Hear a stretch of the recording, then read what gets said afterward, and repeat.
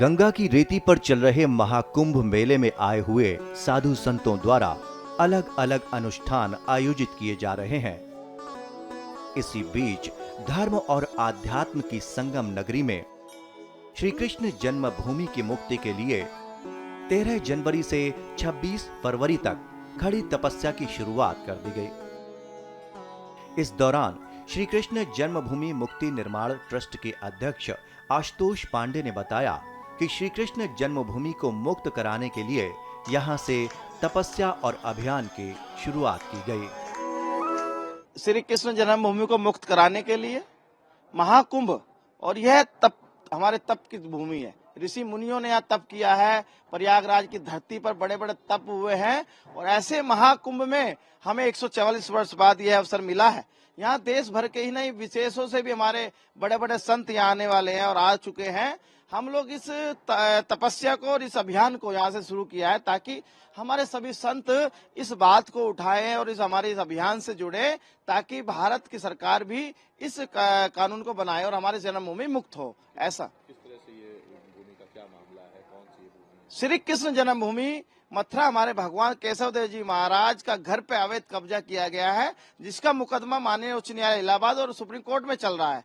देखिए, आज सारी संपत्ति हमारे ट्रस्ट के नाम है, जन्मभूमि के नाम है, हमारे लल्ला के नाम है, तो कैसे हमारी भूमि पर एक ढांचा तैयार कर दिया गया, कैसे वहां अवैध कब्जा हो रहा है, उसको हटाने के लिए माँ की आराधना कर रहे हैं। सच चंडी महायज्ञ का आयोजन हो रहा है और खड़ी तपस्या हम लोग कर रहे हैं और ये चाह रहे हैं कि माँ से कि अब अयोध्या के बाद अयोध्या हुई हमारी, अब मथुरा की हमें विजय प्राप्त कराए, इस मुकदमे में हमें जिताएं, ताकि हम अपने लल्ला की भूमि पर पुनः मंदिर स्थापित कर सके। किस तरह की ये तपस्या है, कब तक ये चलेगी? ये तपस्या हमारी 26 फरवरी तक चलने वाली है महाकुंभ में।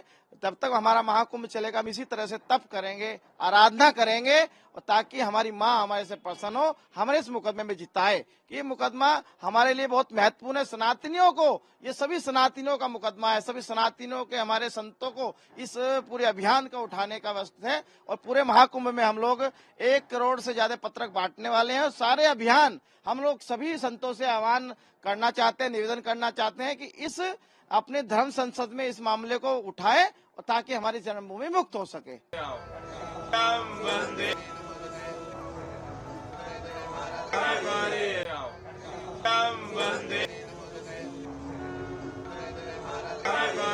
गंगा की रेती पर चल रहे महाकुंभ मेले में आए हुए साधु संतों द्वारा अलग अलग अनुष्ठान आयोजित किए जा रहे हैं।